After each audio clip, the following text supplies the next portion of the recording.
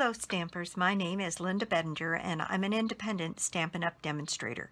And today I'd like to show you how I made this card. I've been thinking about doing some scoring on foil for some time and just got around to this card because I'm finding I'm looking for more ideas to use with this beautiful paper that's in Celebration, the Springtime Foils paper. And so let me tell you what we're going to need to make this card. For this card I used a Very Vanilla base, 8.5 by 5.5, scored and folded at 4 1/4. Then I have a piece of copper foil that is 4 by 5 1/4. Then I have a piece of this pretty designer series paper, and on this one I cut this piece 2 1/4, and I decided I wanted this one to be just a little bit shorter, so I cut this 2 by 5 1/2. Then let's see, I've got a couple of additional pieces. I have a piece of Very Vanilla that is cut 7/8 by 2 3/4 for our sentiment. And then the piece to back that is cut at 3 inches by 1 1/8. Then I have a piece of copper that is 1/2 inch wide by 5 1/2 long, and then 1/4 inch of the designer series paper, 1/4 inch by 5 1/2 long, and that is for the decoration on the inside of the card. And so those are the pieces I'm using. And in addition to these pieces, the only other thing I'm using is I'm using some of our copper trim and to create this little ribbon detail on the front of our card. All right, so let's just get started. It's a very simple card, easy to put together, easy to do, and I am using the Happy Birthday stamp because I thought this would make a good guy card. A Happy Birthday stamp from Guy Greetings. And so I'm going to do my work first on this copper panel. And what I'm going to do is take my scoreboard here, and I'm going to turn my paper upside down.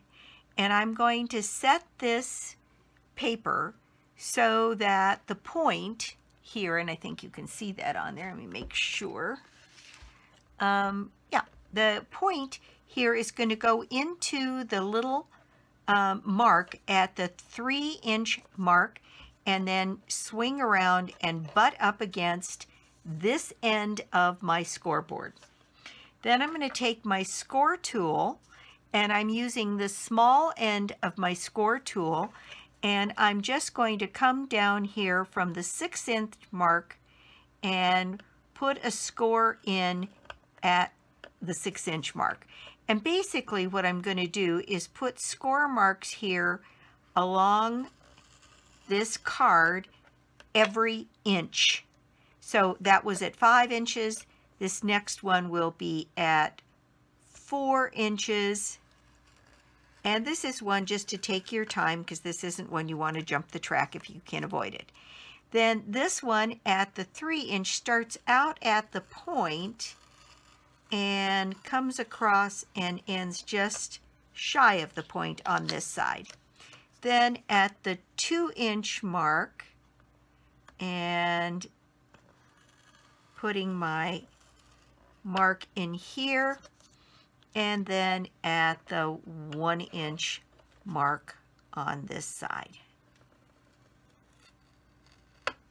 And there we have our scoring done on 1/2 of the card. Now, to get the scores put on the other half of the card, what I did was I put this card back in at that 3 inch mark and had this butt up against the side, went back across here, and I did exactly the same thing. So I'm going to score this side here, make sure I'm in the right channel, I am, and come across here and put my score marks again every inch across this page. And you know, it doesn't matter whether you start at the 3-inch side or the 4-inch side, just so long as you're scoring on both directions at an inch apart. And this just worked for me. The 3-inch side gave me the look I was looking for, and seemed to work pretty well on the card. So here we go at the 2-inch mark now. And one more at the 1-inch mark. And there we have our pretty copper paper scored in this crisscross pattern, which I think is really very attractive, and again a little bit different. So now what I need to do is add my 2-inch by 5¼ inch piece of designer series paper to the front of my card here. And I'm going to put that in place. Because it is this foiled paper on top of foiled paper, I'll be using glue dots to get this put into place. And I'm going to put one on each of the 4 corners and a couple in the middle.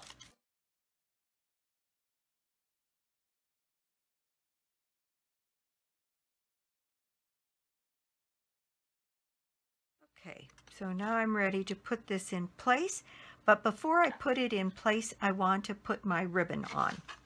So what I do is leave this ribbon attached to the spool and start separating the ribbon so we get this pretty effect of this metallic ribbon spread out. And this actually chews up quite a bit of ribbon to go all the way down the front of the card. And I've given up trying to measure on this, and so I just leave it attached to the spool until I have a piece that's big enough to do what I want to do. And because it's surprising the amount that you need in order to be able to do this. So I spread it apart pretty far and from side to side, and then I can always pull it a little bit to get it to narrow just a little bit. But I thought it would be good to start this at the wider area than the narrower. And there I think I've got enough to do what I want to on this card. And what I'm going to do is I secured this around, I think I did both, so I can go ahead and put this in place here. And I want a little bit of this cross pattern to show on this side. And then at this 2-inch level, I thought it showed more of that detail than when I did this at 2 1/4. Not a whole lot of difference, but the amount that's showing is a little bit different on this one. Then I took my ribbon, and I found that if you don't use glue dots on the back of this copper, then you need something like fuse to give you stick down here on the paper. I don't know if I can just get my fuse started. There we go. And put down a couple of lines of fuse there and attach my ribbon here, and then bring it down the card here, straightening it and pulling it just a little bit as I go. And you can see I've cut more than enough ribbon, or stretched more than enough ribbon for this. Okay, so now what I'm going to do is put that into place here, pulling it down and across this the way I want it to be, and then turning this over and securing this on the back side again with a little bit of fuse. Oop, I think I run to the end of my fuse. I think I've got enough down there that I can secure this ribbon. And there we go. We've got our pretty ribbon trim down the side of this card. Now, in order for this, you'll see it's a little loose, to stay in place and not be concerned that it's going to move around, I did tuck a couple of glue dots, I think I used 3, underneath the mesh to hold it in place, because you wouldn't want this to shrink back up to its original size and then end up being loose on the front of this card. So I just put 3 glue dots, you know, at various places, top and bottom, and one kind of in the middle, and secured my ribbon in place. And there we go. We've got basically the base of this card. And so next we need our sentiment. And so I'm going to, actually this can now go on the front of the card, so maybe we'll just go ahead and do that right now. I'm back. I have refilled my fuse. The fuse will stick to the back of this card. Okay, so we're going to stick this down to the front of the card.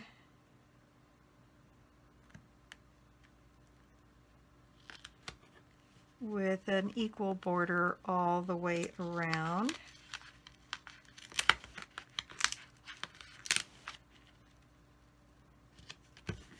There we go. Now on to our sentiment. And let's see, I'm going to be doing my happy birthday here on my piece of Very Vanilla. And I'm using Versamark and the copper embossing powder. So use my embossing buddy on my piece of card here, and then get my stamp inked up in the Versamark. And I can use my grid paper here to help me get this straight.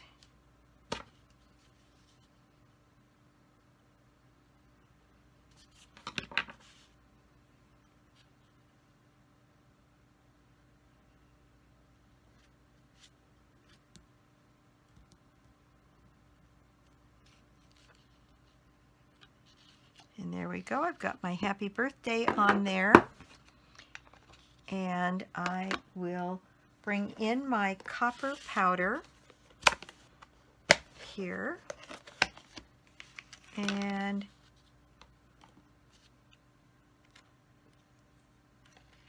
get my embossing powder on my piece here. And there we have our happy birthday. And we just need to put the heat tool on this, and as I do, I will quiet the video and I'll be back in a flash.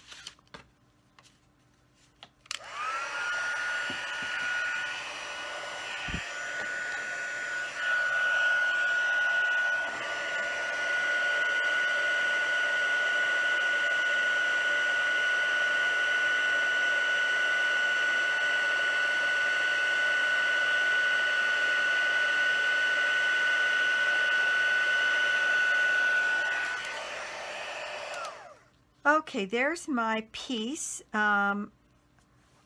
embossed, and now I'm going to use a couple of glue dots again on the back of this to stick it to the copper.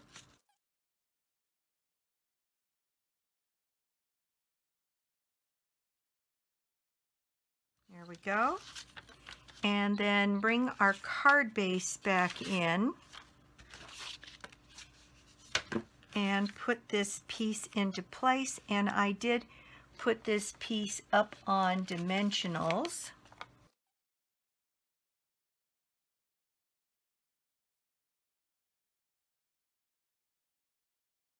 And I'm going to make sure one of those dimensionals gets on this ribbon to further hold it in place. So I'm thinking about right in here. And there we have the front of our card done. Now for the inside of the card, I have two pieces. I have a piece of this copper, and this copper is cut at 5.5, in fact maybe a little bit long, because I wanted to make sure that it stuck down. And so I'm going to bring out my silicone mat here, and I'm going to put some fuse on the back of this piece.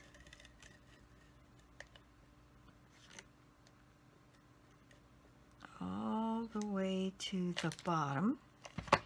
And I'm going to stick this in place here, leaving just a little tiny border of the Very Vanilla along the edge here, and laying that down on there, and then I'll have just a sliver to trim from the back side of this. Then I got this little detail on the inside of this card, and what I did was I took my scoring tool again on the small end, and then I used a ruler, and I just set that ruler down I don't know, maybe an eighth, not even an eighth of an inch from the edge, and I just made a score mark. Then I moved it over about the same amount, and I made another score mark. And I did that across this little 1/2 inch band.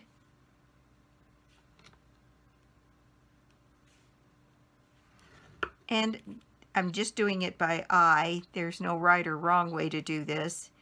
And as long as you're reasonably close on the spacing, it's real hard to not do this right. So there we go. And then I've got room for one more. There we go. And isn't that a pretty detail added there? It just, I'll bring this up so you can see it. It just adds, I think, just a little bit of interest. Makes me want to score another big piece just to see what else I could make happen with that. Okay, and then there is that little tiny 1/4 of an inch strip. Okay, so after we've done this detail, then we have this little 1/4 inch piece of the designer series paper that I'm going to put some glue on and just set right next to it. And these two pieces will pull the outside of the card together with the inside and make it feel more pulled together. So I'm going to take this piece, and I'm going to try using snail. See if the snail will stick. Yes, it does. Okay, great. So I'm going to add some snail to the back of this piece, and I'm going to take it and I'm going to start right at the top and just snug that piece in close to the copper all the way down the page. And as I often do, I cut that piece just a tiny bit long so that I could trim it for a perfect match. Now, because that's such a tiny little piece, I got little bits of glue here and there, and just erase those. Now I'm going to turn this over and clip off just that little sliver that's left on here. And our project will be complete. So there we go. We have a lovely happy birthday card, and I think it's suitable for either a man or a woman, but I'm always looking, in fact, I'm trying to make sure that I do at least one a month that is suitable for a masculine card. But I love the detail on this of being able to do the scoring on this copper piece, because I think it adds just a little something different again. And then doing this in the copper and bringing back the copper trim, I think sets this off nicely. And it's another way to use some of this beautiful designer Springtime Foils designer series paper. So that is the project for the day. Thank you so much for stopping by my YouTube channel. I do appreciate it. The prize draw for the month is some Brusho Crystal Colors and a pair of aqua painters. And Sale-a-bration ends at the end of this month. So we've got 30 days left to take advantage of all of these wonderful free products in Sale-a-bration.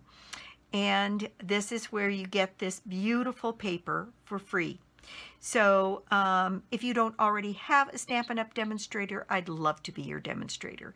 And or you could join my team. And there's particularly good deals right now for joining Stampin' Up! Through the end of the month.